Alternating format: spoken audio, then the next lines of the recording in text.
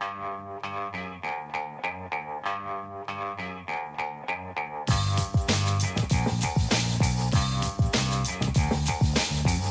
the Brian Lehrer Show on WNYC. Good morning, everyone.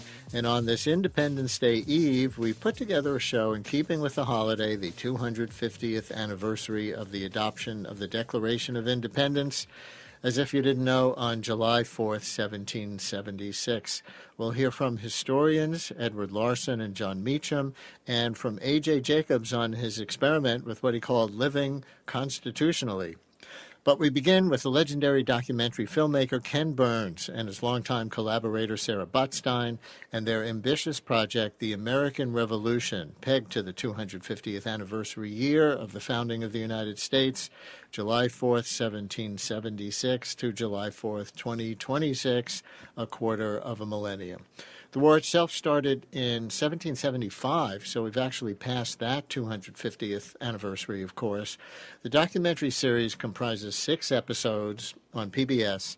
Ken Burns joins us now, along with co-director Sarah Botstein, to talk about the series, and we'll listen to a few audio clips from episode 1. They also wrote a piece for The Atlantic on the making of the series that's worth looking up. Sarah, welcome. Ken, welcome back to WNYC. Thank you, Brian. So much. You didn't try to tell the story of the last 250 years, Ken, just of the period of the American Revolution. Why did you choose that as your frame for 6 episodes of 2 hours each? Well, first of all, I take issue with your word peg in the introduction, because we began this in December of 2015. Barack Obama still had 13 months to go in his presidency. Nobody was talking 250. We weren't thinking 250. We just realized after the Civil War, World War II, and Vietnam, we had this big glaring hole in our resume, which had to do with our founding story. Go ahead. Yep, go ahead. Yeah. Just so people know you're referencing films. Yeah, films that we had done. And it was daunting, of course, because there are no photographs or newsreels from this period, but we really felt strongly that we had to dive in and know about it. And it was only halfway through that we began to realize, we might be done in 25, which means it's the 250th anniversary of Lexington and Concord. And then all of a sudden people said, oh, you've planned it this way. Suffice to say, I think the American Revolution, I believe Sarah agrees with me, is one of the most consequential events in all of world history, and that we know very little of it. It kind of suffers from a glossed over sentimental view of it that is both bloodless and gallant, but short on the facts that this was a bloody revolution superimposed over a bloody civil war and a big global war, the 4th global war for the prize of North America. And just that alone, and the sense that we normally think of it as just guys in Philadelphia thinking great thoughts, it needed to have, I thought, a deep dive into it. And that's what we've spent the last nearly 10 years doing. So let me play for our listeners the very first words of the film. And listeners, see if you can guess whose words are being read here before they identify them at the end. From a small spark kindled in America, a flame has arisen, not to be extinguished. Without consuming, it winds its progress from nation to nation and conquers by a silent operation. Man finds himself changed and discovers that the strength and powers of despotism consist wholly in the fear of resisting it, and that in order to be free, it is sufficient that he wills it. Thomas Paine. So, Sarah, why'd you open the docuseries with that? Well, what a wonderful question. I think we wrestled, as we often do, with how to start the film and, of course, how to end the film, who should have the first word and who should have the last. And it took us a while to figure out exactly what to put in that important position. And I think over the course of making the series, Thomas Paine's influence, his words, his writings became essential. We know that it's essential to the history, but we hadn't quite understood how essential. And Ken had the idea about halfway through editing that each episode would be taken from a Thomas Paine piece of writing. And I think we wanted everyone to sit down on November 16th and get a sense that we were going to take a big bite out of this apple. And for me, it's a beautiful quote that kind of casts forward, how important the American Revolution is, as Ken was just saying, in terms of world history, but that something very new was going to happen here. And that quote sort of does that for me. And it took a while for us to order the first few elements of the show. And it was really one of the more fun things to figure out. And we love that quote. And it's so beautifully read by Matthew Rhys, the wonderful actor. And I don't know if you want this question, but, I couldn't help but be struck by that opening clip that there's so much talk these days about the will to resist tyranny and not giving into it voluntarily. And you don't make that explicit connection to the politics of today, but maybe you don't have to. Did you drop that in there as you lead because you thought people would relate? I think I will not say at all. Very, not at all. Unequivocally, no. I think actually Ken and I will both talk about this a lot as my guest in the next few minutes, but I think the echoes and resonances that people will find seem so relevant to today. But as Ken was just saying, we've been working on this project for 10 years, and some of these things are just themes of human history, of the history of the American experience, the history of the American Revolution. So, in fact, that's a really interesting point you just made, but that really had nothing to do with why it got that position. All right. You want to add something, Ken? Go ahead.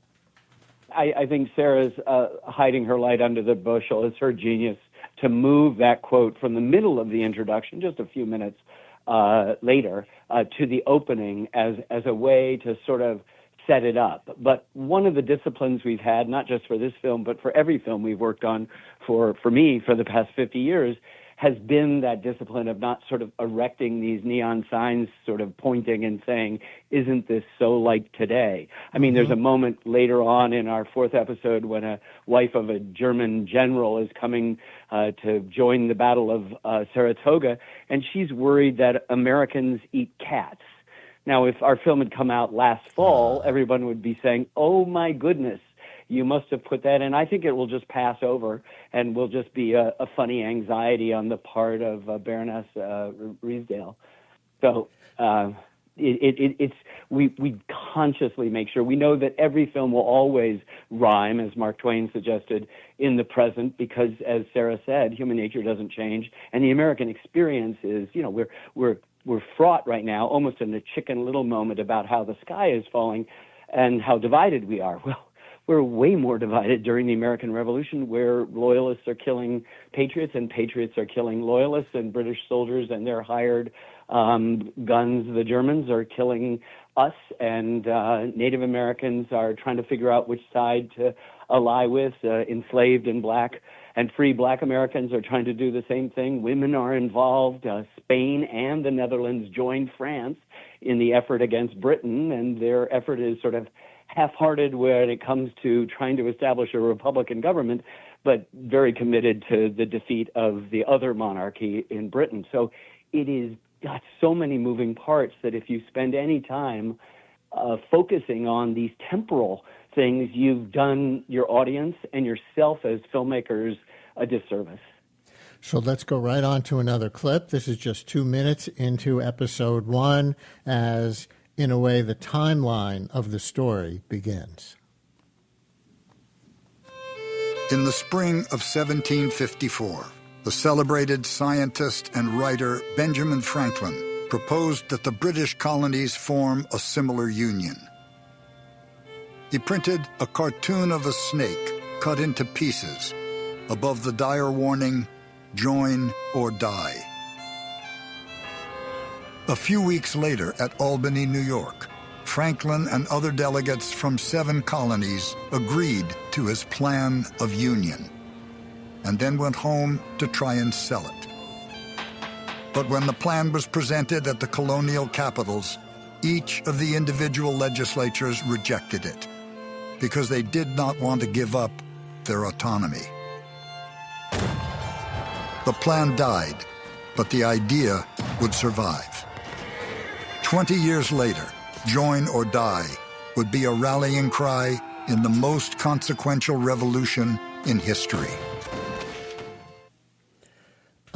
Sarah, you want to talk a little bit more about what that sets up, what put the colonies so resistant to a union in 1754 on the path to join or die, as they called it, by 1776? Because I think when the American Revolution is taught, at least, basically to school kids these days, it's as if there was always a glide path to that inevitability. Right. Well, I think one of the things that you learn in studying the American Revolution, and certainly the lead up to the shots being fired at Lexington and Concord, is that like any big important war that becomes a world war that changes the course, as we say in the introduction, of human events, there's a big runway. It doesn't just happen overnight. And so I think there are a few things in that beautiful scene which, again, is just an essential element to kind of setting the stage for the whole war, which is that a few things. One, to your point, the states are not a monolith, never have been, I don't think ever will be. And we have constantly, through our whole history, wrestled with states versus a federal government. That's at the heart of the American experience. And I think it's also important to remember the Native American experience, and the Native American history is so intertwined with what we think of as the American Revolution. So you have the French and Indian War, the 7 Years' War. You have the founders thinking about what we need to do, how the 13 colonies might unite, what's happening with the mother country. There are seeds of revolution that happen for 20 years before those shots are fired at Lexington and Concord. One of the most important is actually when Britain, unleashes a standing army in Boston in 1768, and the colonists, when you have a standing army, things change. And so I think Benjamin Franklin looking to the Haudenosaunee, to the Native Americans as a form of democracy, and then understanding the seeds of war and how much the American Revolution was at its heart a civil war, are all in that. I do want to note that you wrote in the Atlantic magazine that the true protagonists of your series are, of course, the people who experienced the war. Would you like to give everybody a preview of the breadth of experiences you document? Yes, yeah, and that, Brian, is a really good thing, and it speaks to the clip that you just played, because the key word in the first sentence in 1754, Benjamin Franklin wanted to adopt a similar union. The similar union is to the Iroquois Confederacy, as Sarah referenced the Haudenosaunee. So the whole model, the idea of a democracy, one that had been functioning for centuries, or a version of it, of individual states, individual nations, figuring that they had both individual interests and identities, and also common ones. It didn't fly right away, but gradually Americans from Georgia to New Hampshire got themselves acquainted with the idea and saw the strength in that union. It's entirely inspired by Native Americans. So instead of just having the familiar cast of characters, the founding fathers, the bold-faced names, they're there, but we've tried to remove the stigma of their opacity or their one-dimensionality by giving them kind of full lives and complications and undertows.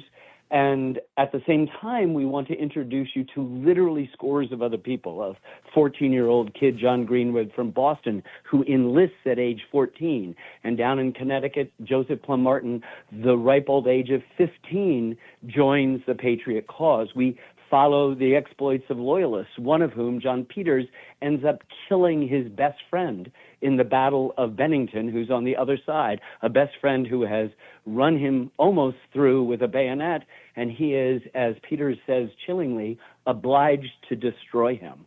We have a little girl, Betsy Ambler, who's 10 years old when the war begins, a refugee for most of the war. She lives in Yorktown, and you can understand why she can never go back to her hometown, but it's unusual to think of Americans as refugees within, in this case, the colony and then the state of Virginia. But we also have many black characters, both free and enslaved. We have many Native Americans. It's not a them. These are distinct nations that have as much separate identity as France might have from Prussia. And we want to honor the sort of singularity of each of those nations and the complicated choices they have to make, not just in a local scene. And then we have, French soldiers and generals and statesmen and kings and an English king and his ministers and his generals and soldiers from Ireland and Scotland and Wales and England trying to do his bidding, and German troops that I mentioned before at both kind of the grunt level and others. And then you have myriad citizens who are disaffected and want to stay out of it. And that chorus of voices, we have more than 400 first-person voices. Of course, George Washington is there, but we also have Betsy Ambler, and they're read, we're fortunate, not in addition to Matthew Rhys, by probably the greatest off-camera cast that's ever been assembled for any movie or television series, because of the quality of the acting to help make a period that seems so distant to us come alive. And they do so, I think, magnificently. Tom Hanks and Meryl Streep and Liev Schreiber and Jeff Daniels and Paul Giamatti and Morgan Freeman and Samuel L. Jackson and Laura Linney and Claire Danes and Sir Kenneth Branagh and Damian Lewis. I've maybe gone through a fifth of the folks who have read over the last decade for us. Yeah, and I guess this is something in a number of your historical documentaries that you've had to figure out how to do. How do you approach a documentary about a time before there was film, right? Well, in the beginning, Brian, is the word, and that's what we get back to. Not only does it begin with the extraordinary script that our longtime collaborator, Jeffrey C. Ward, has written, but it's all those first-person voices, in many cases assembled by us and by Jeff or by our third co-director, David Schmidt, that we find in the course. We follow footnotes, and we discover Betsy Ambler by following a trail of footnotes and discover John Greenwood. And so some people have been familiar or generally known, at least to the scholarly community, and then again, we have 24 scholars that advised us, and nearly 20 are in the film, all of whom represent different expertise. Native Americans and Kathleen Duvall, who recently won the Pulitzer Prize for extraordinary book, Native Nations.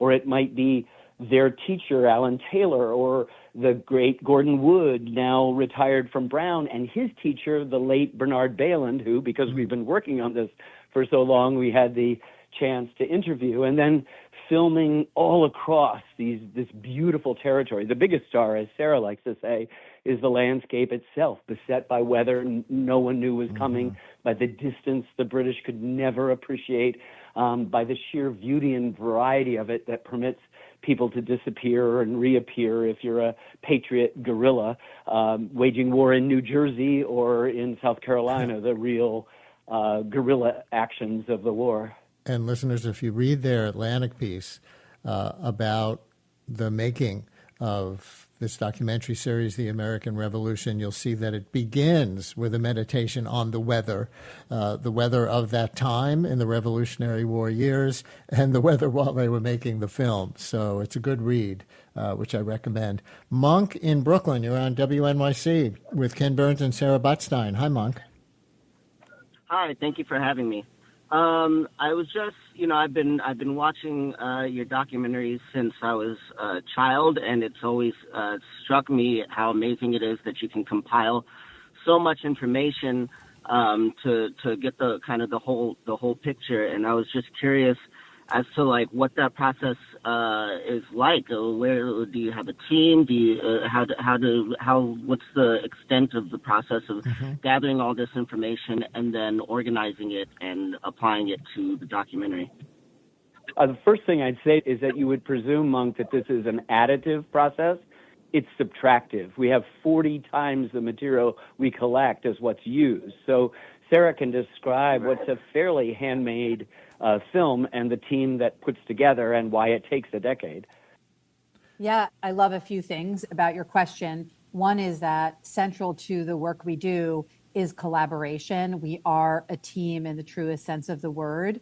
At our smallest, we're really a group of about 4. It's Ken and Jeff Ward and David Schmidt and me. And then we blossom out to 25 or 30, and then at the end, about 40 amazing people over the course of that decade. And one of the things that people, I think, like to hear about is that part of our process is very fluid. We're always researching, we're always writing, we're editing until the very last second, and we're always researching. And part of our production team and part of our production office is actually an old-fashioned library archive. There are those producers and researchers that are, for this film, totally immersed in the paintings. How has the American Revolution been represented in art for the last 250 years? Some of our researchers do only maps. They study the maps of the time. And then we spent about 2 or 3 years really fastidiously making new maps for the series, 2-dimensional and in CGI form, to recreate a true landscape and topography of 18th century America. Rivers were different. There were not dams the way we know today. There weren't the roads that we have today. And we wanted to really give viewers a sense of what the country was like, because the land is so essential both to the story of the American Revolution and to the war, which are the same thing actually, but we often forget that. And then there are documents and music. So all of the elements that go into our films, if you're making a film about the Vietnam War, that would be photographs and newsreels. If you're making a film about the American Revolution, that's paintings and documents and maps. We bring material in, as Ken was just saying, usually about 40 to 1, but then we have to know everything about those images, those documents, that archival material. We are fastidious fact checkers, but also fastidious archivists. We handle material really carefully. We log it really carefully. We're responsible for understanding where it came from. And then in the last year of production, we do a lot of technical work on the film, whether that's sound design and sound effects and making the film look and sound beautiful. But we have to clear and get rights for everything. So we become it's a copyright puzzle. And you think making a film about the 18th century is simple when it comes to copyright. It's unbelievably complicated. And we're also dealing with archival material from literally around the world. So it's we have a great office in New York City that does a huge amount of that, and then enormous, beautiful editing house in Walpole, New Hampshire, where Ken is, and it's an incredible team, and we're lucky to get up and go to work with them every day. Now, you can't make an honest film about the nation's origin story without dealing with slavery. So here's about a 1-minute excerpt in which, listeners, you will hear the reading of 2 quotes. They are the bookends in this clip, with a short narration in between them. I need not point out the absurdity of your exertions for liberty while you have slaves in your houses. If you are sensible that slavery is, in itself and in its consequences, a great evil, why will you not pity and relieve the poor, distressed, enslaved Africans? Caesar Sartor. Slavery as a metaphor is in the conversation from the beginning. Everywhere there's slavery, there are people thinking about freedom. Nothing shows the desire for freedom like the struggles of subject peoples. I, young in life, by seeming cruel fate, was snatched from Afric's fancied happy seat. What pangs excruciating must molest, what sorrows labor in my parents' breast. Steeled was that soul, and by no misery moved, that from a father seized his babe beloved. Such my case. And can I then but pray others may never feel tyrannic sway. Phyllis Wheatley. Ken, would you talk about that stretch? That's from about 1 hour into episode 1. Those quotes or anything you learned that maybe was new to even you about slavery and its place during the Revolution? It's all new to us, Brian. We have our own cursory sense of the revolution, and then it's exploded by the deep dive that the decade at PBS, and that's the key player here, permits us to have. At the end, you heard Amanda Gorman, who delivered the inauguration poem at the inauguration of Joseph Biden as president. She is reading Phyllis Wheatley, who is the first published African-American and enslaved girl that is named Phyllis after the ship that brought her, and Wheatley after the family that bought her. We are in the midst of a revolutionary moment, as Jane Kaminsky, the scholar you hear in the middle, who is formerly of Harvard University and now the head of Monticello, where she has to wrestle with the essential tensions and questions of slavery. You have people talking and using, as she referred to, the metaphor of slavery to describe what the British are doing. The hypocrisy is not lost on Caesar Sartor and many, many others who comment, in this case read by Samuel L. Jackson, expertly on that irony and that hypocrisy. And so what you have is between 2.5 and 3 million people living in what we call the 13 original colonies. 500,000 of them are enslaved or free Africans who have an immense stake, as do women and many other, as Jane says, subject people, to the ideas that are floating around. And we can, in our unforgiving revisionism, throw out or cancel those who participate in it, but they open the door with the language of their understanding. What begins as a quarrel over British rights becomes transcendent rights, as the scholar Christopher Brown in our film says, and those transcendent rights are best embodied by the phrase, all men are created equal. Of course, the man who wrote that, Thomas Jefferson, meant all white men of property, but the word all, as the scholar Yuval Levin reminds us, is the thing that breaks down the door. So slavery's dead the second those words are written. It's going to take 49 years. Women are going to have the vote. It's going to take, I'm sorry to say, 144 years. But this is the great story of the revolution, and you cannot tell it unless you have the ballast and counterweight of all of those. And I haven't even mentioned the Native Americans, some of whom are assimilated, some of whom are coexisting within the footprint of the 13 colonies, once their land. And then there are these nations, as I said, to the west, who are trying to figure out, do we go with the British? Do we go with these new people? And it divides them in very important ways, but none of them are free of the hunger for the ideas. We could say the Enlightenment ideas. They may just be in the human breast from the very beginning, ideas of freedom and liberty. And so nowhere, another African American says in the film, nowhere does God say that somebody that has a different skin color is less free than another. And that is true. God does not say that. Well, one more call. Lorinda in Park Slope. You're on WNYC with Sarah Botstein and Ken Burns on their new PBS docuseries, The American Revolution. Hi, Lorinda. Hi. Thanks for taking my call. I am an LTL FTC, and I just had a question as to whether the filmmakers are concerned that given the times we're in right now when people are, in fact, calling for a revolution, are committing violent acts, did stage an insurrection at the Capitol on January 6th, that the film might in some ways give people permission or encouragement or feel it gives them a justification for taking these kinds of actions in the current time. What a question. Ken?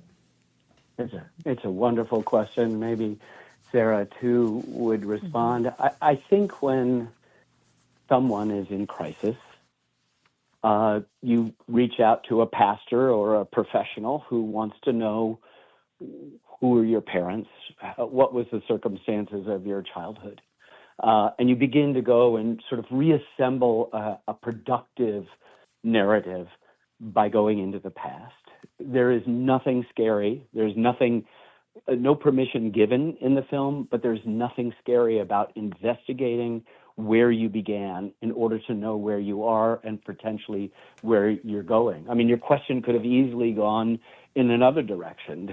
This is the original No Kings movement, right? We have at the end of our Battle of Yorktown a German soldier we've been following throughout the series who is openly contemptuous of these rebels. That's all the Brits and the Hessians call the Americans. And he says, who would have thought 100 years ago that out of this multitude of rabble could arise a people capable of defying kings? In our last minute, Sarah, if you want to get in on this too, I mean, to Lorinda's point, does studying the American Revolution make you wonder about the thorny moral question of when armed revolution in the name of justice is justifiable? Because it seems Americans accept our own revolution casually, certainly by now, but would scrutinize most others very carefully and be reluctant to endorse. Yeah, it's really beautifully said, and I think an essential question in studying this history. My hope actually is that viewers will not take away an inspiration or a sense of violence, but a sense of real citizenship, that the founders wanted us to be engaged citizens and to be involved in our communities, small, medium, and large, as we've often been saying. So I hope citizenship is actually the takeaway of the film, that our responsibility to a democracy is to have civilized debate, to exercise our rights to vote, to debate our neighbors, to figure out what is best for all the citizens of the land, and to peel back the layers of the onion to really understand what freedoms, liberties, and ideals are central to the American experiment. And we can debate those, but some of them are quite inspirational and very clear. The American Revolution, a 6-part PBS docuseries. We only sampled from episode 1, so we don't, spoil the ending, so you don't know who won the war. But there you go. Ken Burns and Sarah Botstein, big congratulations on this project, and thank you so much for giving us some time today. Thank you, Brian. Brian Lehrer on WNYC. More to come. The Brian Lehrer Show is on tape today, so we won't be taking your calls.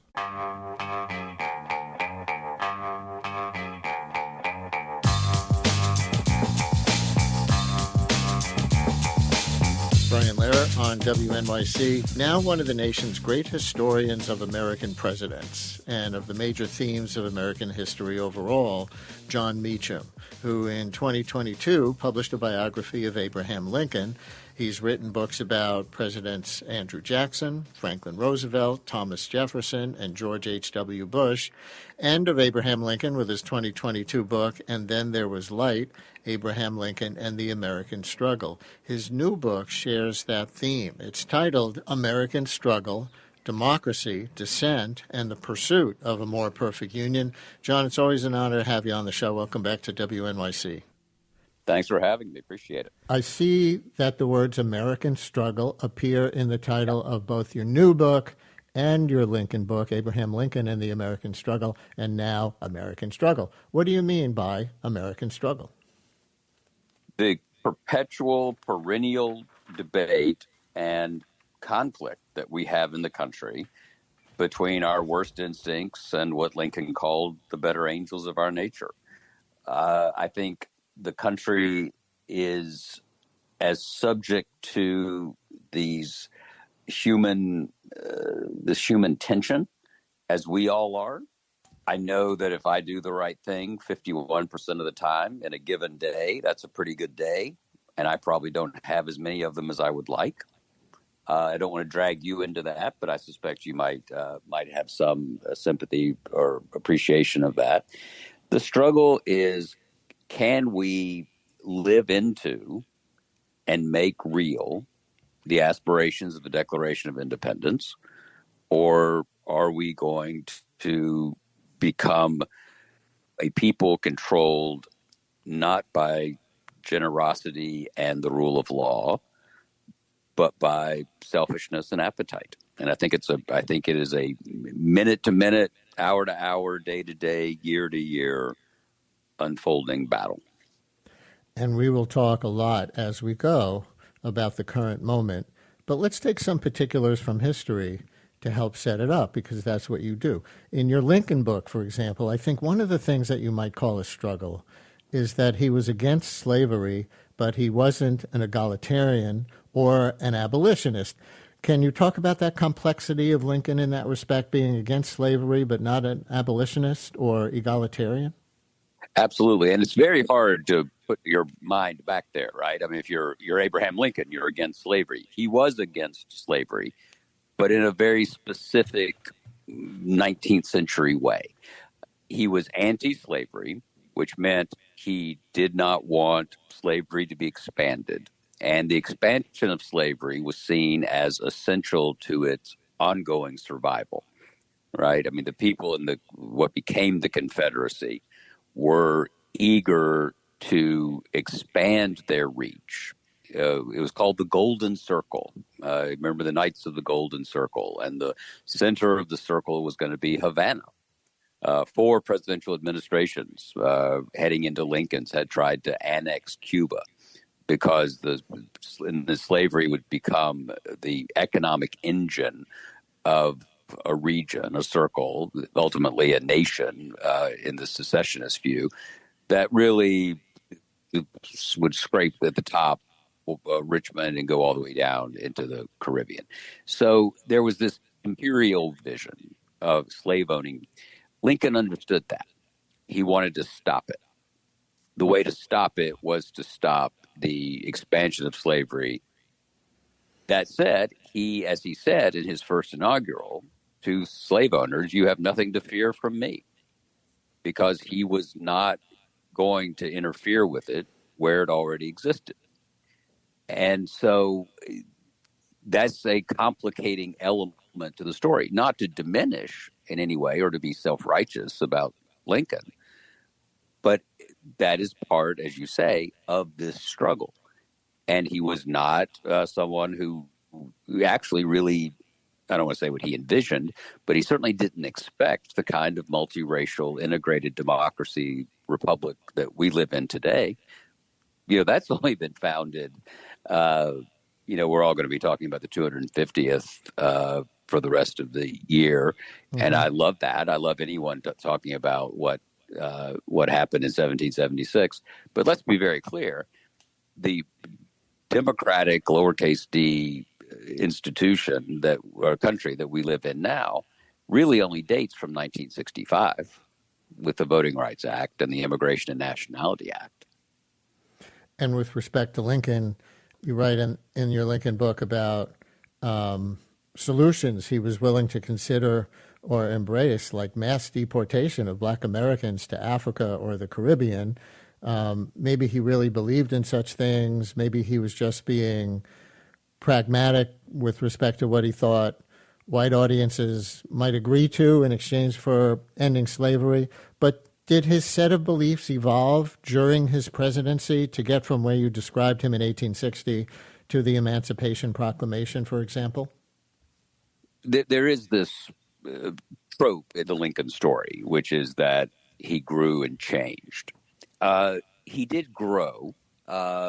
He came to live more fully into and act more fully on his moral conviction that's, as he put it at Cooper Union, that slavery was wrong. We know what the white South wanted in many ways, as Lincoln said then, was not only to be told that we would leave them alone, but they wanted to be told they were right. Right? There was an emotional component there. The Lincoln of the Emancipation Proclamation, the Lincoln of 1864, was a more devoted and more effective warrior against slavery. In 1864, he ran on a platform calling for what became the 13th Amendment, which was unthinkable, really, in 1860, only 4 years before. So the new book is a collection of writings. You've got Abigail Adams in there, the wife of John Adams on women's rights. You've got Fannie Lou Hamer. You've got the early 20th century socialist presidential candidate Eugene V. Debs, who Mayor Zohran Mamdani quoted in the very first line of his election night victory speech. How many years of your writings about what you call the American struggle does this collection span, and how many years of American history itself? It starts in 1619, which, though I am older, I did not start then. It feels like that sometimes. This is a collection of primary voices. This is a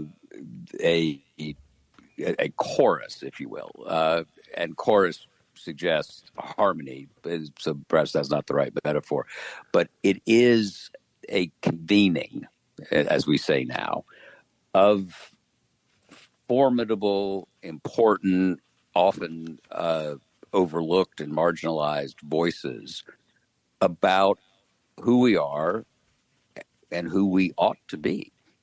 It's almost as if calling different people to the witness stand to tell us about America. And it starts with the summons to the first Virginia representative government in Jamestown, goes all the way through Steve Levitsky of Harvard, the author of How Democracies Die, and a piece he did in Foreign Affairs just last year. So it covers the gamut. It is a way for us, I hope, to see that this has been a close-run thing, as Wellington said of Waterloo, all the way through. And the reason we have managed to create a more perfect union, by and large, is because we have heeded the voices that seemed on the margins at the time, but which should always have been in the center of the square. How different is it for you to write about presidents, and you've done these, various notable biographies of presidents, than to write about dissidents or pro-democracy reformers who you center in this book? This is the whole context of the country, right? Presidents, and I sometimes feel guilty, and particularly on President's Day, folks who do what I do, naturally, sort of inevitably end up centering or perhaps even over-elevating a particular president in a given era. It's a narrative necessity in many ways. It's a way of telling the story in a way that's quite clear.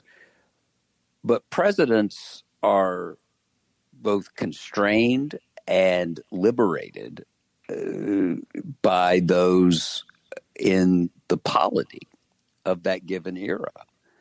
And so when we talk about the age of Jackson or the age of Roosevelt, okay, absolutely, that's a useful way of discussing things. But what made the age of Roosevelt possible was the work of, on the New Deal side, the work of people like Francis Perkins, right? The remarkable, at that point, less effective but persistent and brave early civil rights work. The voices of interventionists who were fighting back against the America First people. So the history of a constitutional democracy is not simply the history of those who achieve and amass ultimate power and then wield it. It is the story of all of us who invest in a system that invests that person with power, and then what that power is able to actually accomplish within a political framework that's created by our expectations, our hopes, our fears, our activism or lack thereof. I think we're all seeing this right now, right? There are so many people in the America of 2026 who have sort of two questions. One is, how is this happening? And the second is, how can I keep it from happening? And those questions are unique and powerful to our time. Or they're powerful at our time, but they're not necessarily unique to our time, the question itself. Yeah, I'm interested in the fact that you brought up how do we get out of this, because I think it would be accurate to say that when we talk about current affairs on this show, we get a lot of calls and texts from listeners who, don't want to just acknowledge what's going on in the government today, no matter in how stark terms any guest may put it. But many of those listeners who are horrified by what's going on want to ask what they and others can do about it. So since you do center pro-democracy reformers in the essays in this book, I mean, the subtitle puts the words democracy and dissent side by side. Does history provide any lessons for today in that respect? Absolutely. In a way, history provides the only lessons.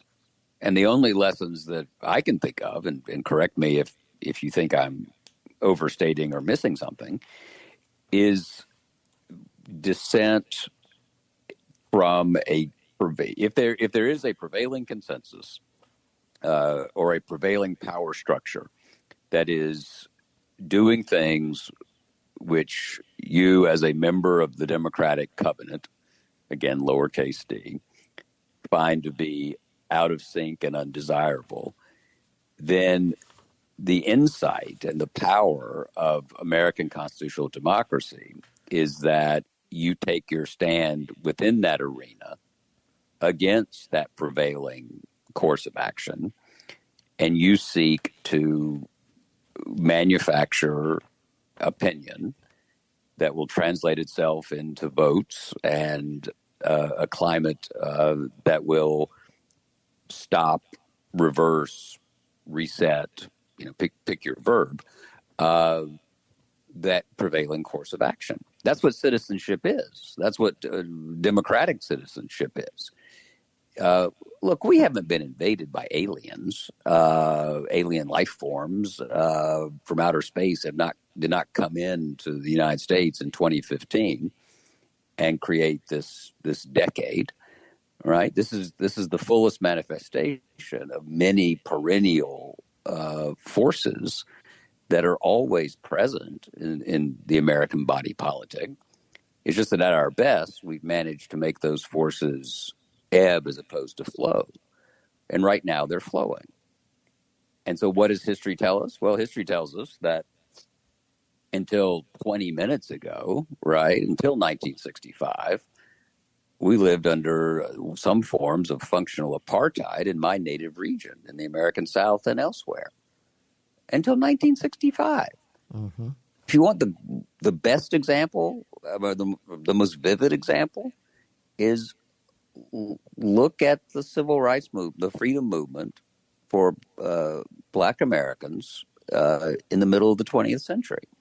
So let's take a step back, right? Because John Lewis and Dr. King, and you mentioned Fannie Lou Hamer, are in this book in their own voices, right? They don't need me. What do we know from that story? We know that there was a prevailing consensus that the Supreme Court in 1896 had said that separate but equal was constitutional. Generations acted on that under, if you will, the color of that. It created a segregated, unfair society. And it was the individual witness. It wasn't particularly powerful people. It wasn't, until 1954, even the Supreme Court again. It wasn't an American president. It wasn't the United States Congress heading into the middle of the 20th century that said no. Right? It was individual people. It was Ida B. Wells, this wonderful essay, column of hers in this book. They said no. And because of the remarkable acts of, to me, unimaginable bravery, the conscience of the country, as Frederick Douglass said, was roused. And it wasn't because powerful political actors decided to do it. Again, it wasn't someone who writes about the American presidency. I wish that I could say that Wilson, Harding, Coolidge, Hoover, FDR, that they came to power, looked back at Plessy versus Ferguson and said no. But they didn't. I'm not condemned. Everyone is complicated, etc. So I stipulate that. But it wasn't that. It wasn't. It was a series of court cases.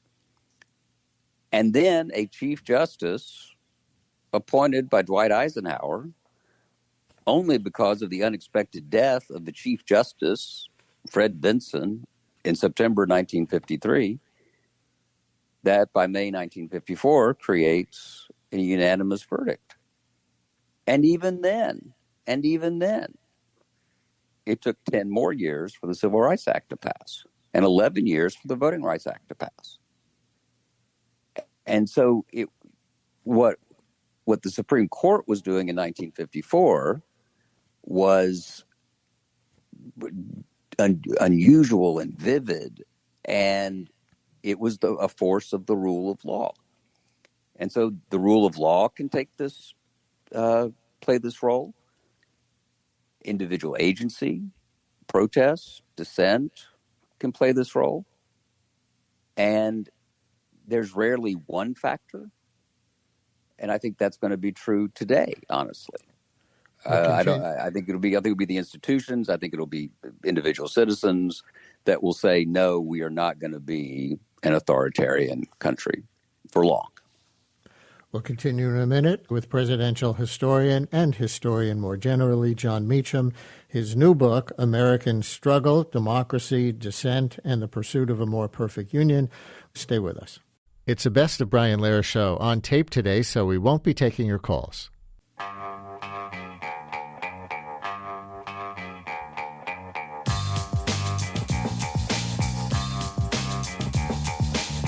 Brian Lehrer on WNYC as we continue with historian Jon Meacham and his new book, American Struggle, Democracy, Dissent, and the Pursuit of a More Perfect Union. Steve in Hell's Kitchen, you're on WNYC with Jon Meacham. Hello. Hi. Hey, want to suggest that we look at what happened in the 20s where the Congress decided that there's enough of us here. John? I will just say about the 1920s, that's a very astute analogy. 100 years ago, anti-immigrant sentiment, institutional racism, the rise of the Second Klan, which had been refounded after at Stone Mountain, Georgia in 1915. We were emerging from a global pandemic. We were emerging from an unsettling cataclysmic war. The 1924 Democratic Convention over at Madison Square Garden went to 103 ballots because there were 347 Klan delegates there who wouldn't vote for Al Smith because of his Catholicism. And the 1924 Immigration Act, which I think the caller is alluding to, caps immigration, uses a national quota system, which was what prevailed until the moment we discussed a moment ago. The 1965 Act undid it, basically. And so you also had the rise of a new technology, which we're currently on. Radio wasn't really commercially available in the country until 1924, 25. And so it was the first time, one more thing as I think about it, huge demographic change. It was the 1920 census was the first time more Americans lived in cities than on farms. So you had these conditions for a kind of extremism that I think in many ways we are experiencing today. Peter in Soho, you're on WNYC with Jon Meacham. Hello, Peter.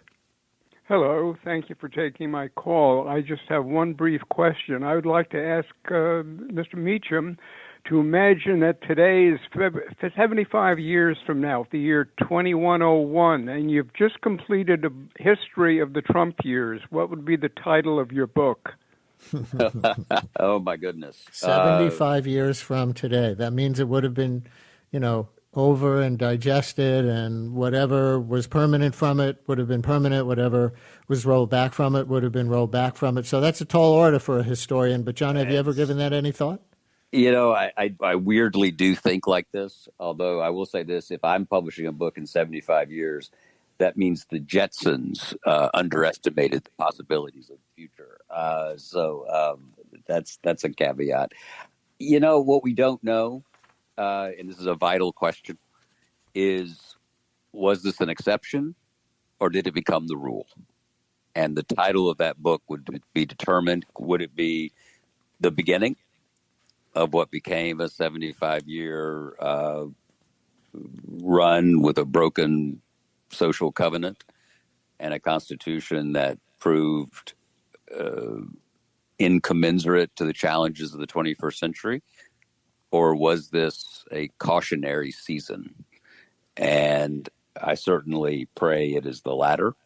But that would be what determines what that book would be. Well, do you see the struggle of today as uniquely threatening to the very institution of democracy? Yes. As a student of American history? I do. For a long time, I thought, you and I talked about this along the way, from 2016, here I am admitting where I was wrong. From 2015 until late 2020, I thought that President Trump represented a difference of degree but not kind. That basically the forces that he embodied and manipulated and deepened were all recognizable, right? You could place it all on a spectrum. It wasn't a good part of the spectrum, but it was on the spectrum. Then what I think of as the unfolding January 6th, not simply the attack on the Capitol, but the attack on the integrity of an evidently fair election, is a unique contribution to the distrust and the erosion of democratic institutions. If you think about it, no American president, including Andrew Jackson, went to such lengths to overturn an election because they didn't like the results. And Jackson didn't do it in 24.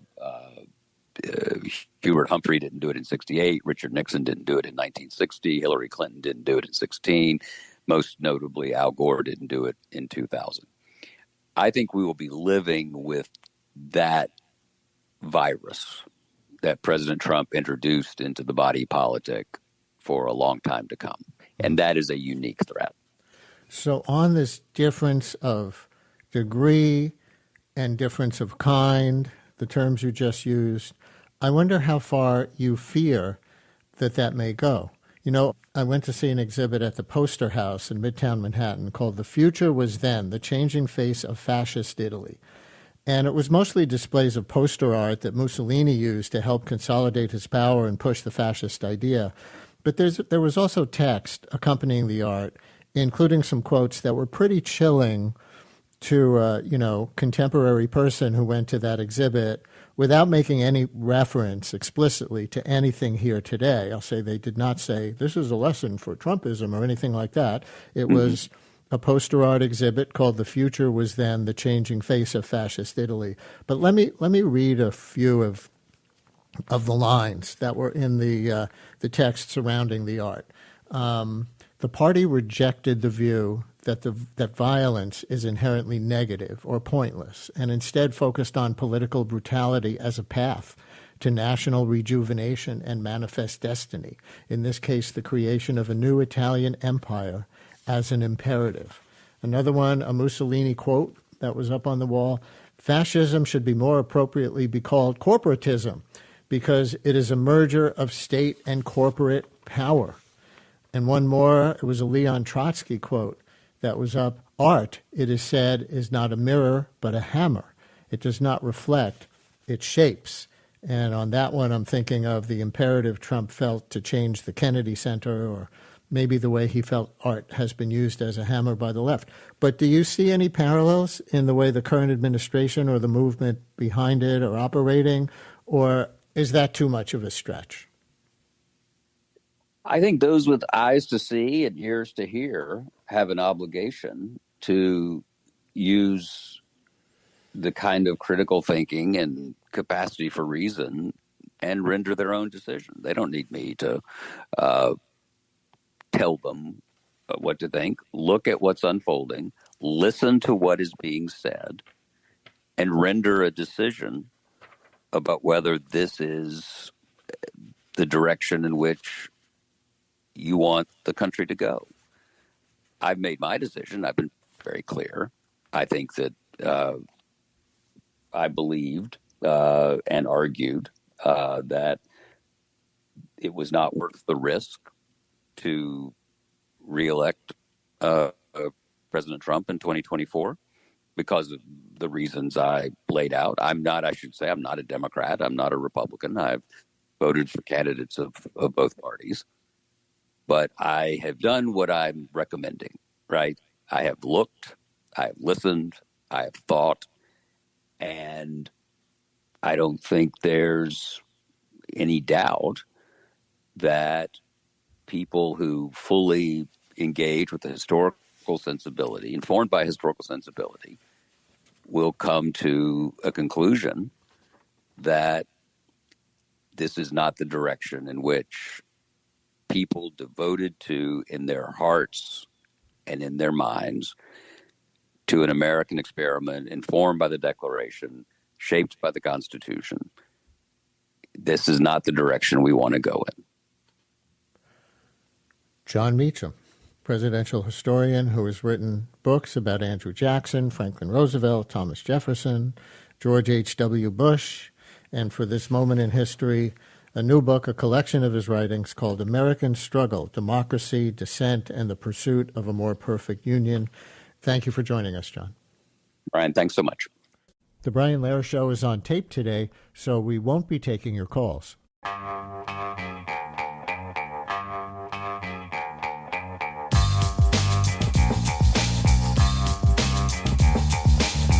It's the Brian Lehrer Show on WNYC. Good morning again, everyone. And as we celebrate the 250th birthday of the United States this weekend, have you ever wondered why we place so much emphasis on the year 1776? After all, the Revolutionary War began the prior year, 1775, and the United States actually gained independence from Britain officially in 1783 when the war ended.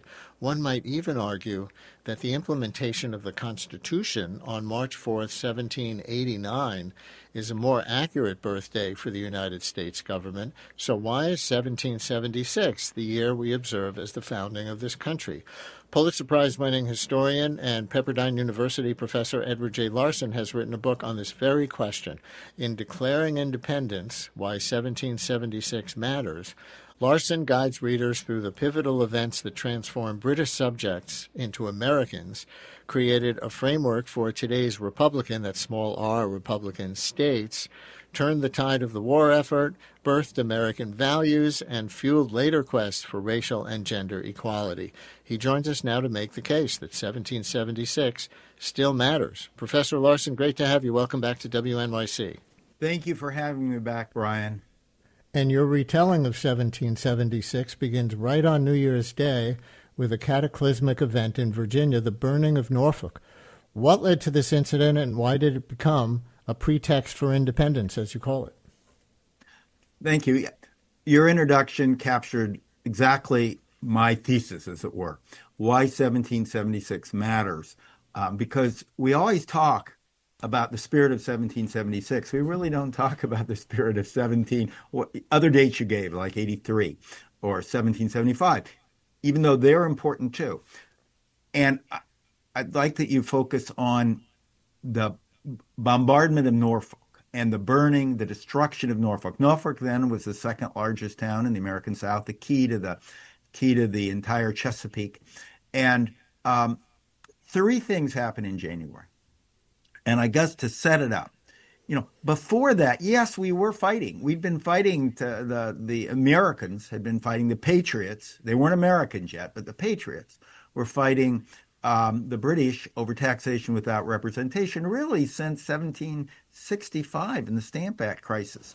But even before, even in 1775, when the Congress adopted the army besieging Boston, the British troops in Boston, they wrote in the Declaration of Causes and Necessity for Taking Up Arms, we have not raised armies with the ambitious design of separating from Great Britain, but in defense of the freedom that is our birthright as subjects of the king. And then in the Olive Branch petition a month later, they declared their fidelity to your majesty's person, family, and government.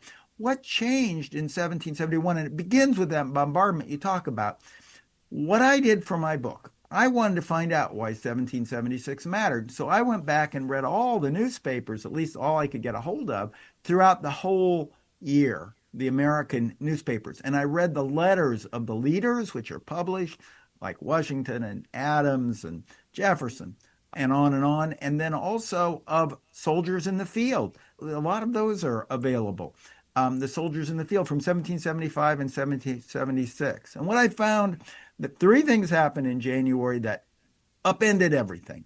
One was in January, the King's speech from the throne of the previous October was finally published in America, and you see it in all the newspapers.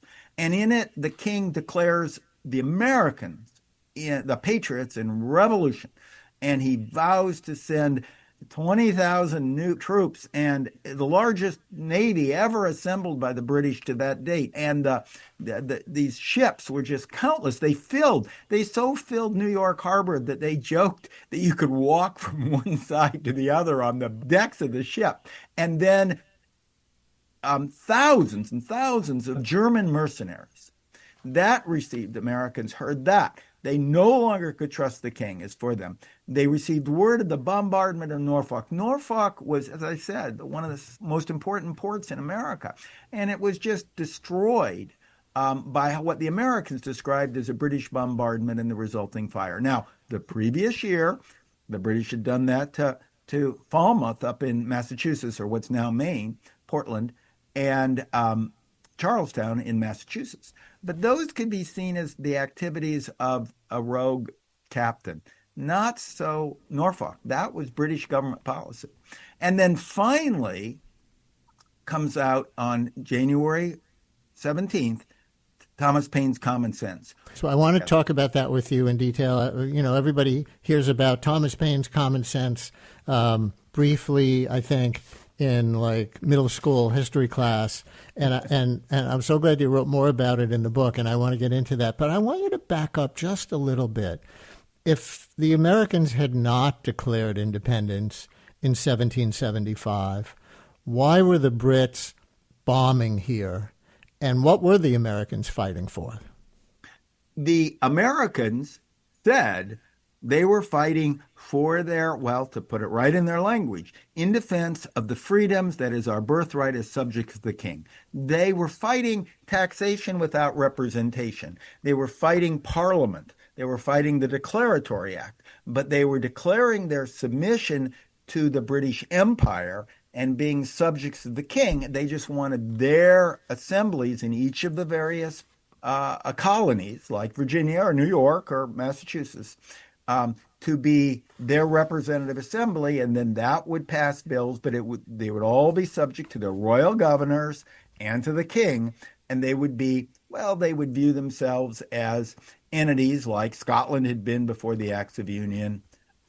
Now, after it, what they decided was they no longer could trust authoritarian rule. They turned against the authoritarian rule or the absolute rule of a monarch. They turned against monarchy, and they thought their freedoms, their life, liberty, and their pursuit of happiness could only be based on Republican or representative governments, which was something new under the sun, and they recognized it because there were no popular Republican governments in the world at that time. And they opted for, as Thomas Paine said, we have it in our power to begin the world over again. They were creating something new under the sun. So, Thomas Paine's pamphlet, Common Sense, published on January 10th, 1776, and it immediately goes viral on social media. No, wait. How did it, seriously, what was basically in Common Sense, and how did it spread in the media ecosystem of that day to become influential far and wide? There's never been anything like it before certainly in American history, in the colonies. This pamphlet comes out carefully drafted. Paine was an incredible writer, working closely with Benjamin Rush, designed both for reading and for speaking, so it was often spoken. Becomes the best-selling pamphlet to that date in American history. Amazing circulation. Republished in New York within the end of the month and elsewhere throughout the colonies. And what it did is it took a lot of pieces. As again, before taxation without representation, parliamentary overreach with the Declaratory Act was the problem. What he recast it. He begins with a totally fictional origin story, very similar to what was in Locke's Thoughts and Government from the century before, that people begin, people are out there and they decide in free with their liberties, and they decide through social contract to form unions with representative government. They give away some of their rights to collective to protect their security and help promote their happiness. And that's what we need to get back to. And the problem, he now says, is not the parliament. He gives a new light to it. The taxation without representation, as he posited, was just a symptom. The real problem was authoritarian rule by a king. And he goes through page after page of how, well, as he puts it, the will of the king is as much of the law of the land in Britain as it is in France. In America, the law is king. For as in absolute governments the king is law, so in free countries the law ought to become king. That's picked up by Washington, by Adams, by Jefferson, by everyone. Suddenly the problem becomes authoritarian rule, and the solution becomes representative, popular, Republican government. Lawrence in Brooklyn, you're on WNYC with Professor Larson. Hello, Lawrence. Hey, hi. And I'm interested to hear what Professor Larson would have to say about this. My understanding, and I'm not a professor of history, is that what you might call the Loyalist movement in the United States, what was the East Coast of what became the United States at that time, was not insignificant and not non-trivial, and a fair number of people ended up in Canada because of that. And that seems to be what seems to me to be a fact that is now omitted from the standard high school and even, intro to history college curriculum these days. And it just seems really interesting to me, and this was not an unimportant thing. And I'm wondering if Professor Larson has any thoughts on that. Absolutely, I agree with you. I was just in Brooklyn speaking at the Center for Brooklyn History last week. Wonderful place. And you make a very important point. Before 1776, the Loyalist movement definitely was the majority movement. And it included not just John Dickinson, who stayed with it, but it included Adams. It included Jefferson. They were Loyalist. They wanted their rights as subjects of the king. What happens is the balance shifts during 1776, so that by the end of 1776, certainly the majority of patriots had shifted over and were for independence and Republican government as their means to secure their life, liberty, and pursuit of happiness. But Loyalists remain.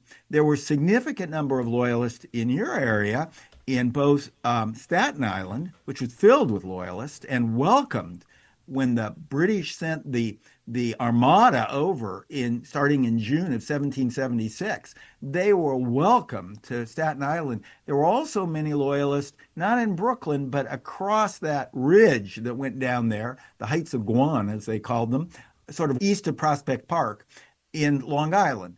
So there were certainly a large number of loyalists. When they try to estimate it, I think the best estimate is by the end of 1776, maybe 2/5 of Americans were patriots, 2/5 didn't really care, like the Quakers, and another 1/5 were loyalists. When Boston is evacuated by the British in March of 1776, the loyalists go off in great numbers, and they tend to go up to New Brunswick and Nova Scotia at that time.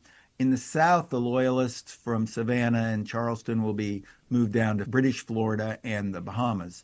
So a significant number do leave. And indeed, in some ways, I mentioned this in the book, but don't emphasize it. 1776 was in some ways both the birth date of the American republics and British and later Canada.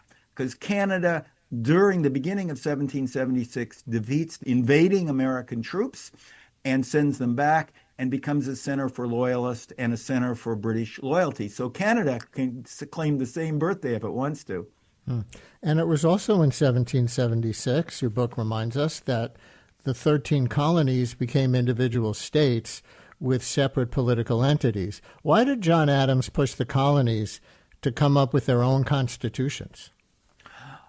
Well, it was central to the whole thing, because central to his whole enterprise of independence. Indeed, he pushed Congress to adopt the Resolution on Independent Governments, urging every colony to adopt its own constitution. All the states that needed to adopted new constitutions in 1776. New York, because it was in the middle of the war, it wasn't concluded to the following year. But the issue was the original charters were all granted by the king, and they were subject to the king. They had their own assemblies, but they were subject to the king.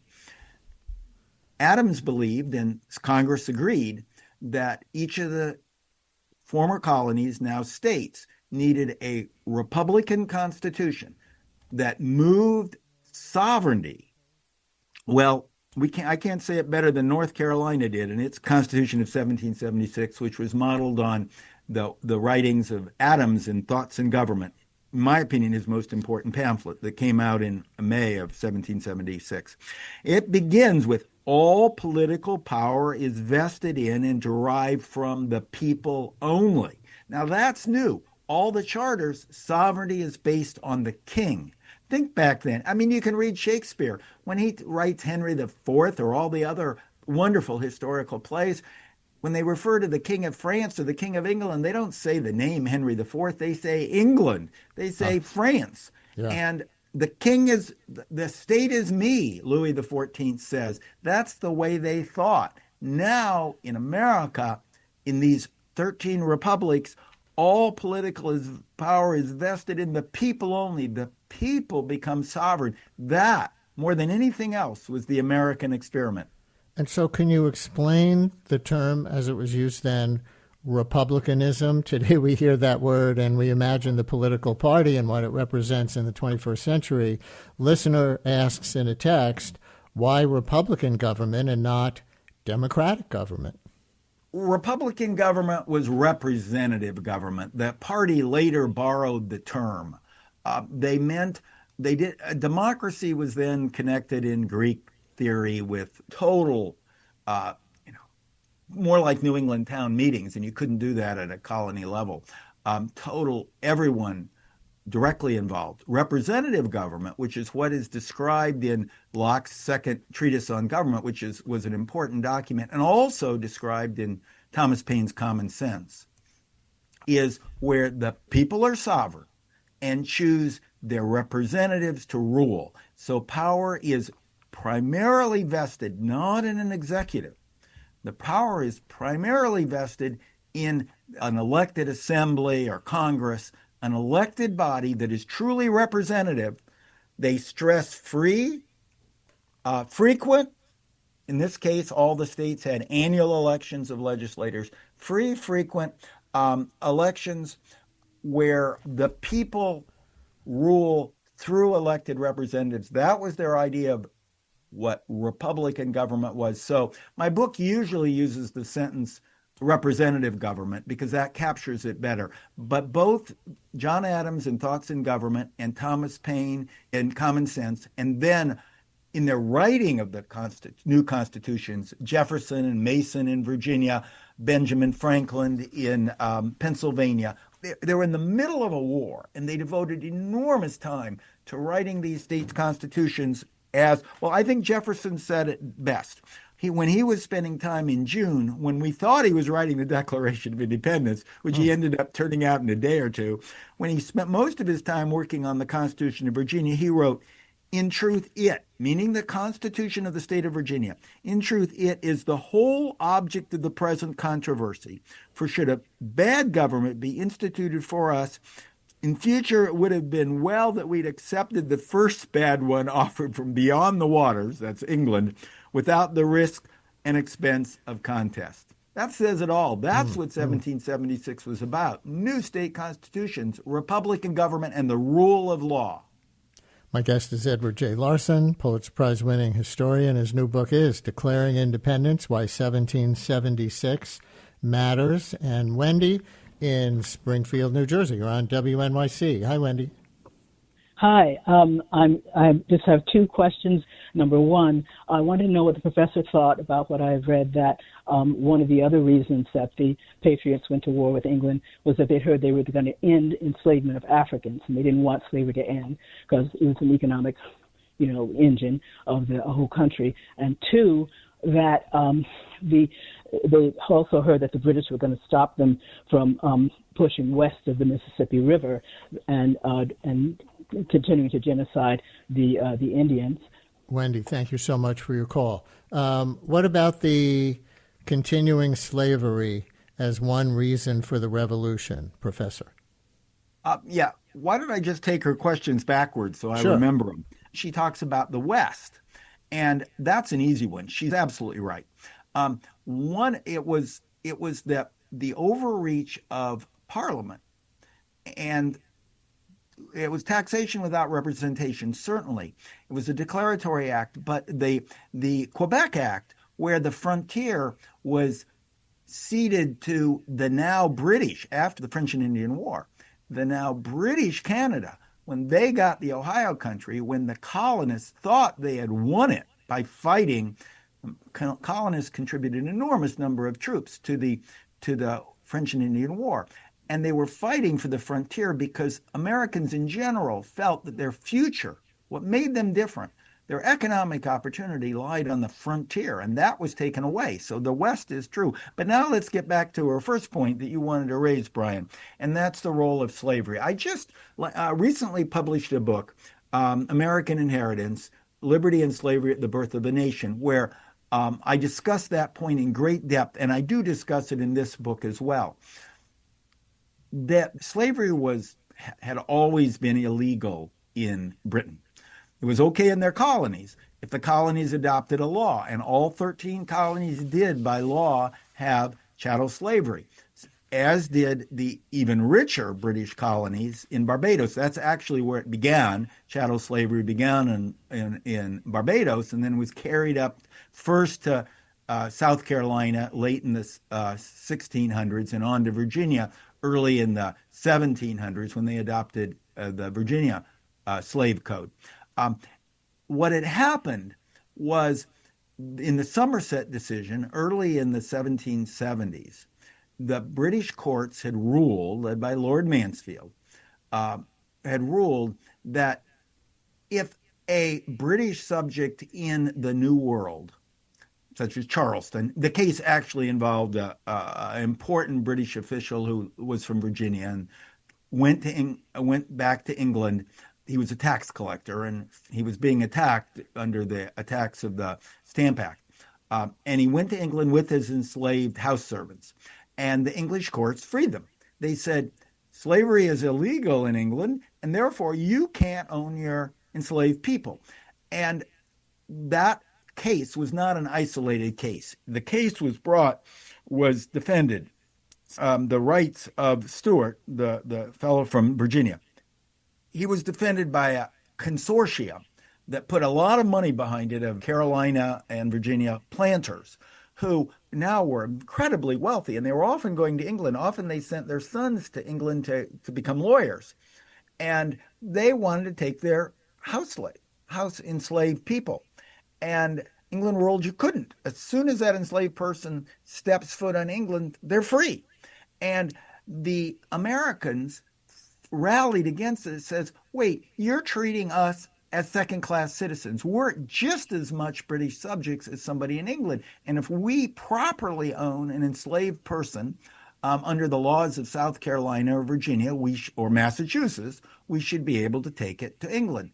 Therefore, we're being looked down upon. We're being treated as second-class citizens. And that added to the view that the British people, British Parliament, the British King, the British people in general will never treat the colonists as equal subjects. And what the colonists, who were getting rich, of course, and prospering in the New World, found that attack on them as one of the aspects that gets thrown into. And so that's mentioned by Jefferson in his arguments, that's mentioned by Paine, that's mentioned by others as part of the story.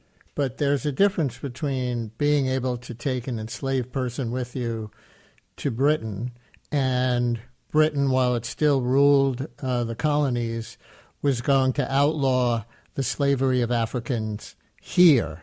Were they going to do that? No, Britain was making too much money. The king was directly involved. He had enslaving stations in Africa.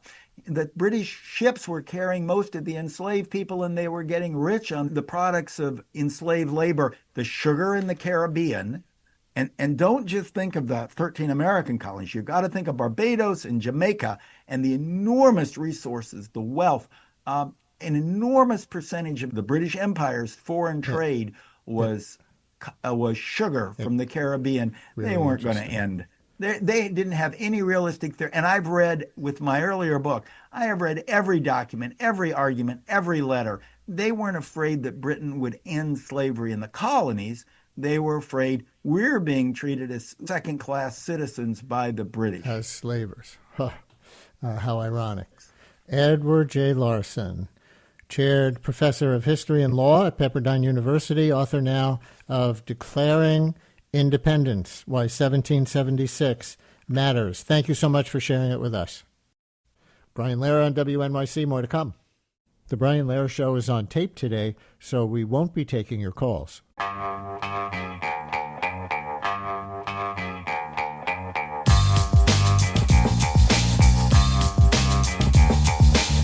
Brian Lehrer on WNYC. So let's say you're Samuel Alito or Clarence Thomas or Amy Coney Barrett. Your job is Supreme Court originalist as you try to apply the values of 1789, when the United States Constitution was written and ratified, to every controversy that comes your way, plus the strictest interpretation of the 27 amendments that followed. Well, our friend A.J. Jacobs went those justices one better. He decided to live strictly according to the U.S. Constitution in his personal life for one full year. The result is the year of living constitutionally, one man's humble quest to follow the Constitution's original meaning. Now, some of you know that A.J. has done this kind of thing before. One of his previous books was The Year of Living Biblically. Another was It's All Relative, in which he set out to build the ultimate family tree, showing how every person on earth is related to one another. I think he established that he and I are 49th cousins or something. But now it's the year of living constitutionally. Let's see if we, the people, in order to form a more perfect radio show, can find out how he did it. Hi, AJ. Welcome back to WNYC. Good morrow, Brian. Good to be back. Is that what they said in 1789, good morrow? It is. It is. It means good morning. So I figure it's appropriate. I've heard of it. So why did you decide to live strictly according to the Constitution?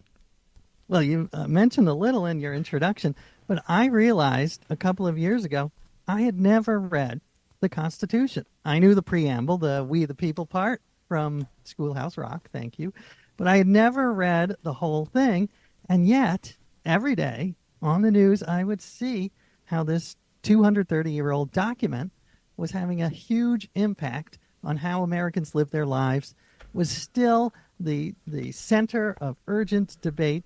And I thought, I want to find out, what does the Constitution really say? What does it really mean?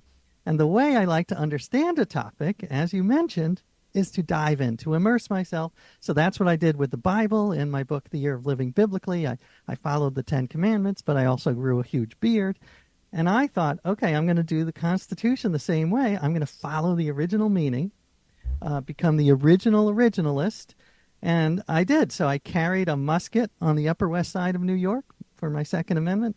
I renounced. I'm glad I didn't run into you on that day. Well, it wasn't loaded, so you wouldn't be in much danger. But I renounced social media and wrote pamphlets with a quill pen and just tried to get inside the minds of the founding fathers. And it was absurd and ridiculous at times, but it was also, I had a serious goal, like the one you mentioned. How do we interpret the Constitution? How should it affect our lives? And how ultimately can we keep democracy alive? So, to respect the framers of the Constitution, you put yourself in their shoes, and from some of the photos I've seen, you put yourself literally in their shoes. What was that reenactment shot I saw? That's right. No, I walked the walk, I talked the talk, I wore the tricorn hat, I wore the stockings. By the way, I will always be grateful now for elastic socks, because I had to put little belts on my socks every day. But Things yes, we take for granted. Exactly. I will never take elastic or democracy for granted. Those are two big takeaways. And you say, to be a real originalist, you wrote this book with a quill pen. I guess that's rather than Microsoft Word or something. That's right. I did a quill pen by candlelight. And I will say, we do not want to go back to the 18th century. It was, in many ways, a terrible time. It was sexist and racist and dangerous. But there are some elements that are worth reviving, I think. And one is not writing with a quill, but writing offline. I mean, I feel the way I thought changed. And I do think that was something that the founders might have experienced. You think in a more deep and nuanced way when you're not getting pinged and dinged by the internet every 3 seconds. And we're going to get into some of the serious issues that you explore, even through a lot of humor. But, you know, your book is a lot longer than the Constitution. I am sitting here holding a tiny pocket Constitution. You can stick this tiny little book in a shirt pocket. It's so small, fewer words than, let's say, an expressive New Yorker article. Did you consider limiting your text to the original Constitution's length? That would have been easier. I don't think we could charge the amount for my book, but it is a great point. The U.S. Constitution is one of the shortest constitutions. I think Monaco is the only other shorter constitution in the world, and it has huge impact because it means there is so much that is unwritten, the invisible Constitution, and so much is about the interpretation. And I am taken by your vision of yourself walking around the Upper West Side with a musket to demonstrate the Second Amendment, I guess. I thought the Constitution says I have the right to bear AR-15s. Did I misread that? Some people think it says that, but yes. Well, this was one of I have a large section on what does the Second Amendment mean. And at the time when it was ratified, muskets were the main weapon of choice. And muskets, I learned, are vastly different than guns now, which is part of the point of the book. And I actually did fire a musket. I went out with some reenactors and we fired muskets. It is hard. It is like 15 steps. You've got to take out the gunpowder, take out the ramrod. So it's like building an IKEA table. So it is a vastly different machine, and it would be very hard to do a mass shooting with a musket.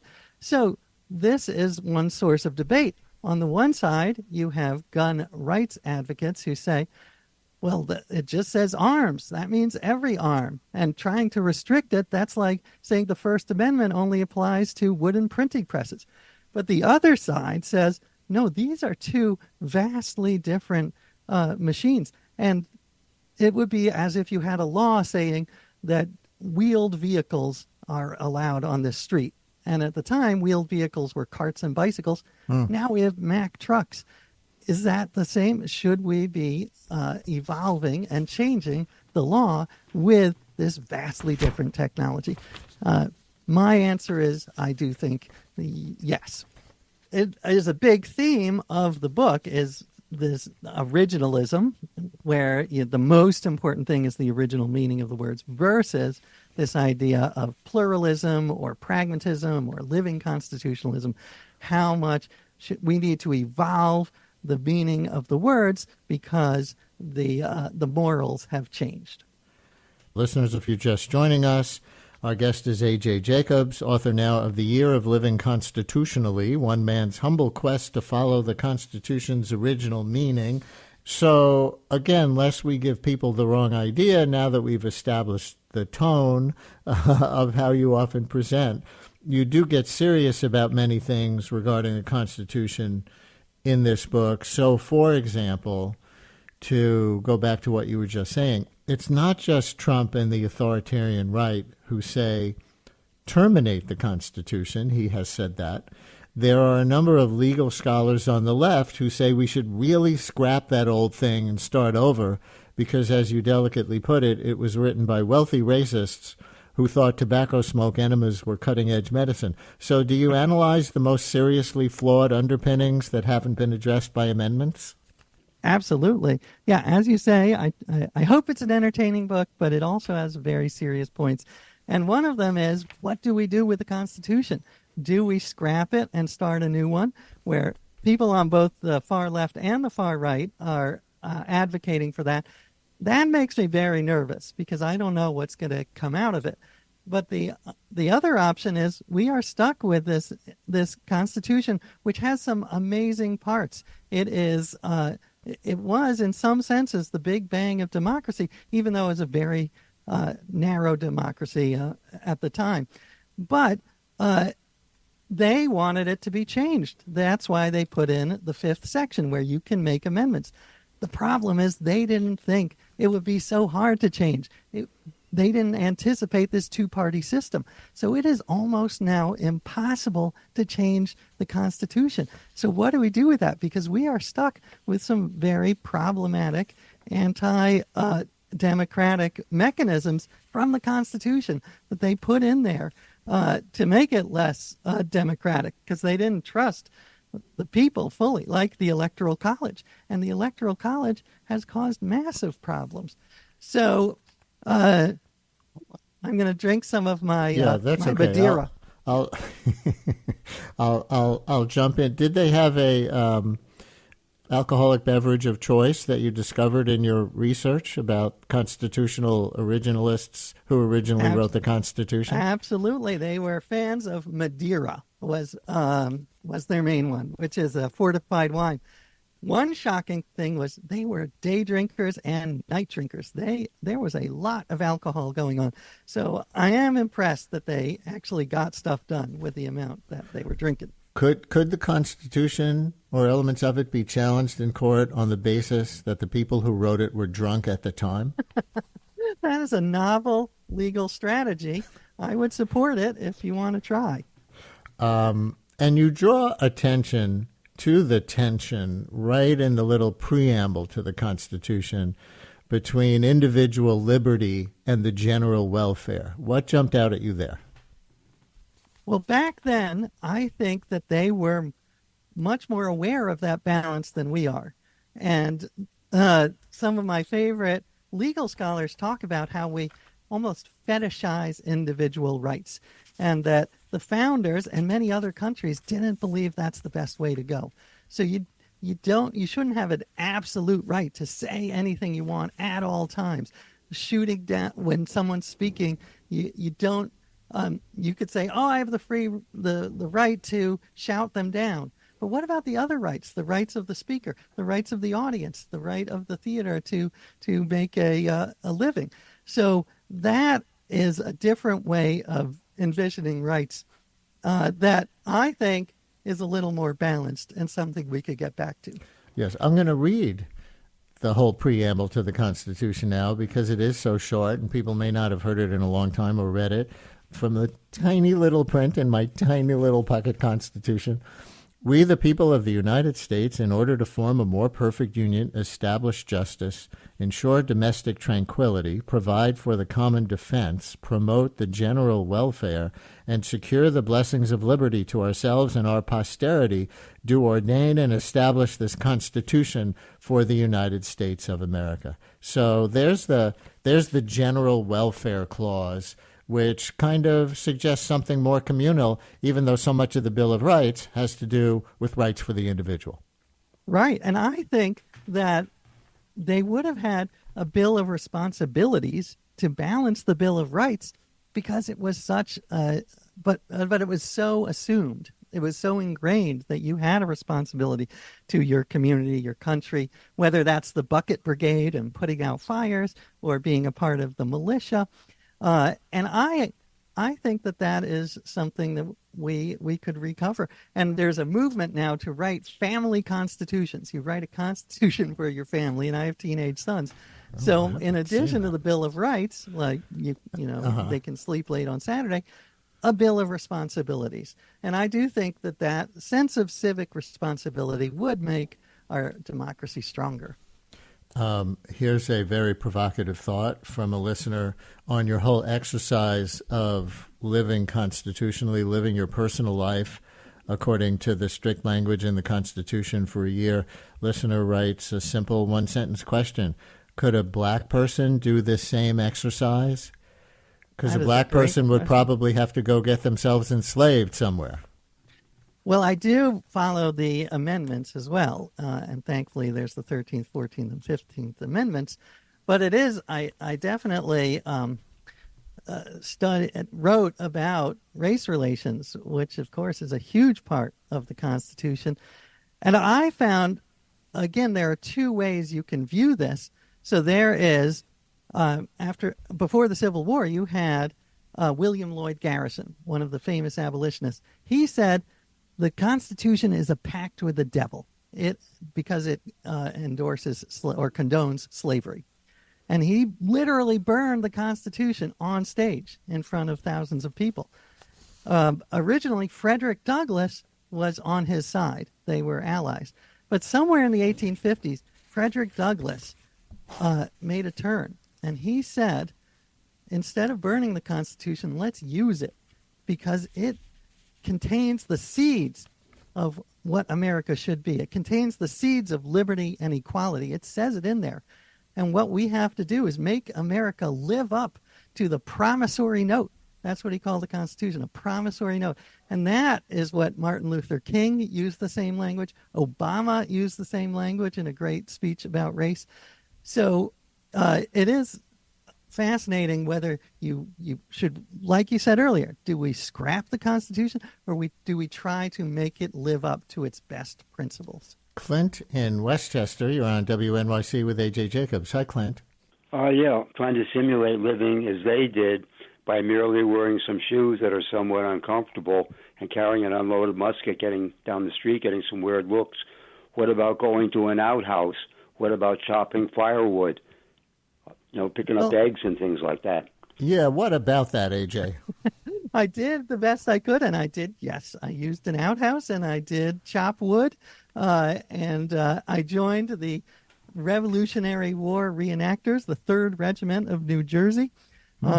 And so, yes, I did not have surgery without anesthesia, although I did ask my dermatologist to take off a little mole without anesthesia, and she refused for insurance reasons.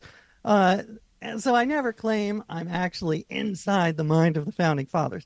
But even just getting a taste, I think, was really revelatory.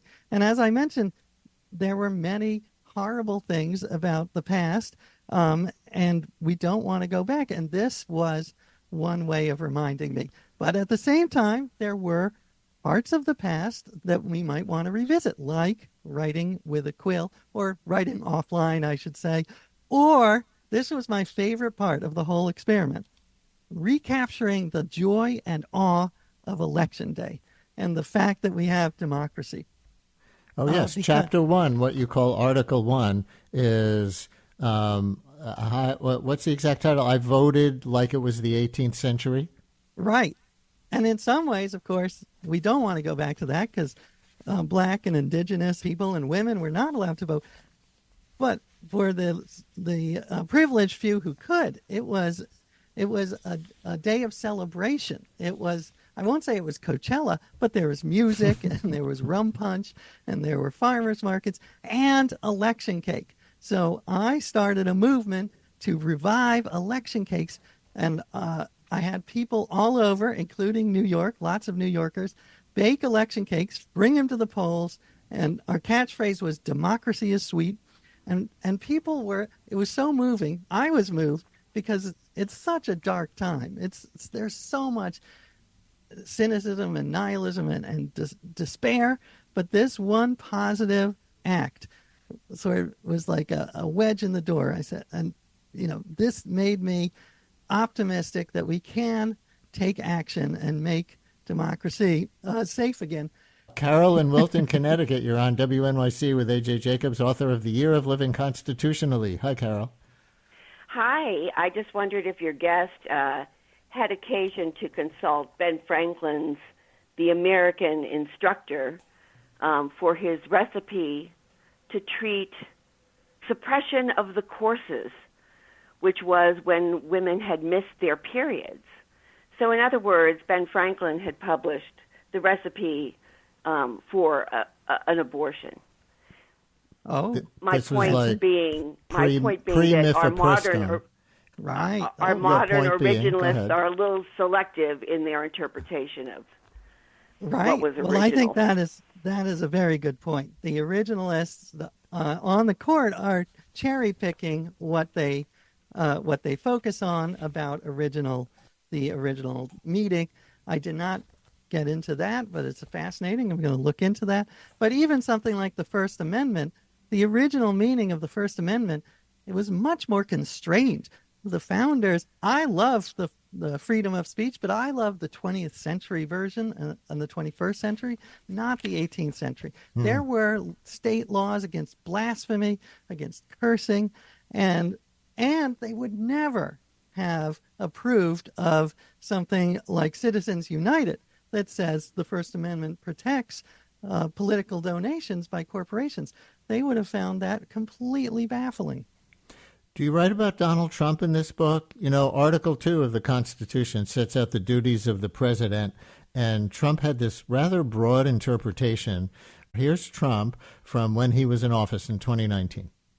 Then I have an Article 2 where I have the right to do whatever I want as president, but I don't even talk about that. Well, apparently he does talk about that because we had that clip. Goodness. But is that what Article 2 of the Constitution says?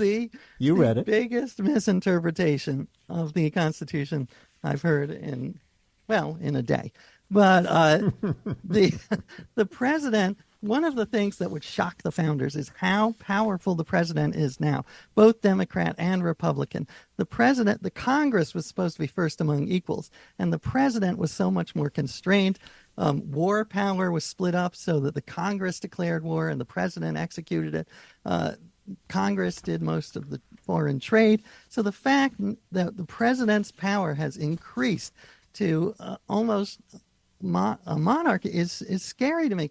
And I started a petition. This was my right to petition in the convention. When someone brought up the idea of a single president, many delegates said, "Are you jesting? That is bizarre. We just got rid of a king. There should be maybe 3 presidents or 12 presidents, a council of presidents."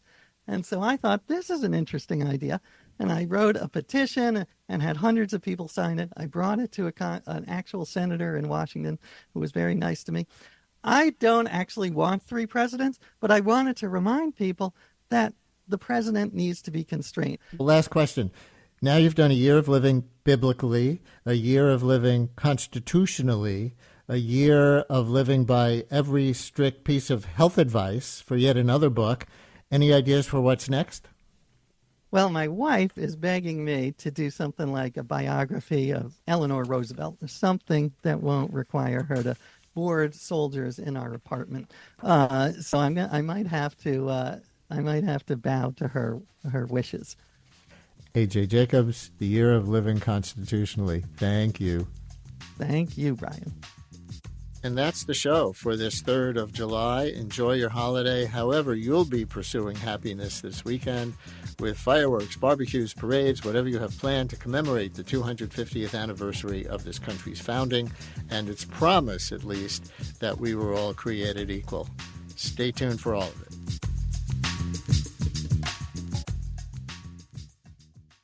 WNYC's journalism and storytelling is heard by millions of passionate listeners. Sponsors of our programming gain our listeners' attention and their respect. Learn about how your organization can support WNYC and WNYC Studios at sponsorship.wnyc.org.